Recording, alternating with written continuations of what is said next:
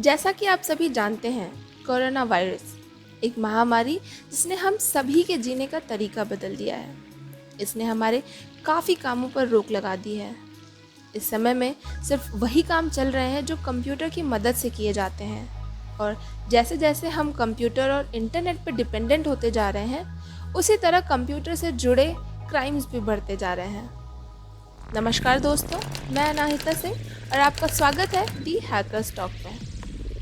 हमने अक्सर सुना है आतंकवाद और आतंकवादियों के बारे में, लेकिन बहुत ही कम लोग जानते हैं साइबर आतंकवाद यानी कि साइबर टेररिज्म के बारे में।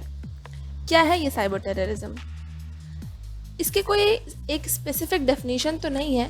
इसका हर देश में अलग अलग मतलब होता है, या कह सकते हैं कि मापदंड अलग अलग हैं। 1990 में अमेरिका के सिक्योरिटी डिपार्टमेंट ने अपना पहला टेस्ट किया था। उनका अपना ही सिस्टम है इन सारी चीज़ों के लिए। पर 90s में अलकायदा ने तंजानिया और कीनिया में रह रहे यूएस इमिग्रेंट्स पर लगातार हमले किए। इसके चलते अमेरिका को साइबर डोमेन में भारी खर्च उठाना पड़ा।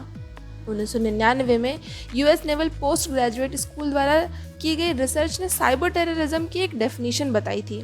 इसी डेफिनेशन को दुनिया भर के देश मॉडिफाई कर करके दिखाते रहते हैं। साइबर टेररिस्ट करते क्या हैं? जनरली ये ट्राई करते हैं किसी भी गवर्नमेंट ऑर्गेनाइजेशन की सीक्रेट और कॉन्फिडेंशियल इंफॉर्मेशन हासिल करने की, ताकि ये लोगों में दहशत फैला सकें। अब बात यह है कि ये लोग करते कैसे हैं। इसके कुछ एग्जाम्पल्स हैं, वेबसाइट क्रैश करके, या डिक्शनरी अटैक यानी कि ब्रूट फोर्स, या फिर मोस्ट इम्पॉर्टेंटली डिजिटल वायरस के ज़रिए। अगर आप इन सभी टर्म से वाकिफ़ नहीं हैं तो हमारे वेबिनार्स ज़रूर ज्वाइन करिए। अक्सर इन कामों को करने के लिए आईटी स्पेशलिस्ट का भी इस्तेमाल होता है टेररिज्म फैलाने के लिए।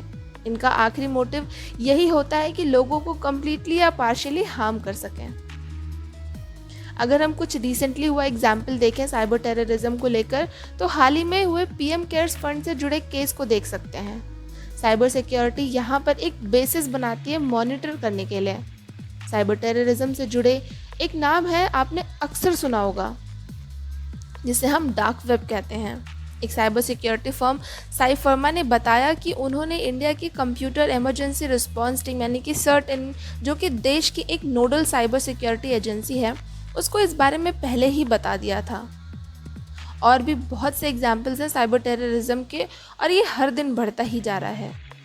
2018 में McAfee and centre for strategic and international studies CSIS नाम की ऑर्गेनाइजेशन ने एक कंक्लूजन रिपोर्ट दी थी। इसके हिसाब से ग्लोबल इकोनॉमी को साइबर क्राइम की वजह से उस साल में लगभग $600 मिलियन का घाटा हुआ था, जो कि वर्ल्ड GDP का 1% है। इन स्टैट से हम यह अनुमान लगा सकते हैं कि फ्यूचर में साइबर क्राइम्स की वजह से वर्ल्ड को कितना घाटा उठाना पड़ सकता है। साइबर टेररिज्म एक गंभीर समस्या है जो हम मानव जाति को खतरा पहुंचा सकती है। लेकिन जैसे हर प्रॉब्लम का सलूशन होता है, उसी तरह कुछ रूल्स और रेगुलेशंस को हम फॉलो करें तो इससे बच सकते हैं। पहली और सबसे इम्पॉर्टेंट बात जो हमें पता होनी चाहिए, वो साइबर डोमेन से जुड़े हुए खतरों के बारे में है। ज़रूरी नहीं कि आप इसके लिए किसी स्पेशलाइजेशन के लिए जाएं या फिर साइबर की पढ़ाई शुरू कर दें, लेकिन कुछ शब्द या कह सकते हैं कुछ साइबर थ्रेट्स, जैसे कि फिशिंग, वायरस, मैलवेयर्स, ट्रोजन जैसी चीज़ों के बारे में हमें पता होना चाहिए। अगर कोई इनके बारे में जानता है और उसे पता है कि किस अटैक के लिए कैसा जवाब देना है, तो आप ऐसे शिकार होने से बच सकते हैं। अब समय आ गया है कि गवर्नमेंट भी अपने देश की सिक्योरिटी को नज़र रखते हुए साइबर डोमेन पे थोड़ा खर्च करे और एक शील्ड तैयार करे साइबर टेररिज्म के खिलाफ। एक रियल टाइम साइबर वर्कफोर्स तैयार की जाए, साइबर एक्सपर्ट और एक्सपीरियंस लोगों को मिलाकर। इस समय हम कुछ नहीं कह सकते, लेकिन आगे की जनरेशन्स में जो वॉर होंगे वो उच्च स्तर पर और तकनीकी से भरे होंगे। उनमें से एक रोल साइबर सिक्योरिटी का भी होगा। तो क्या आप तैयार हैं इस रिवॉल्यूशन के साथ देश की सुरक्षा के लिए? ऐसे और इन्फॉर्मेटिव वीडियोस के लिए हमारे चैनल को सब्सक्राइब ज़रूर करें, और हाँ, वीडियोस को शेयर करना ना भूलें। मिलते हैं नेक्स्ट वीडियो में। Stay updated. धन्यवाद।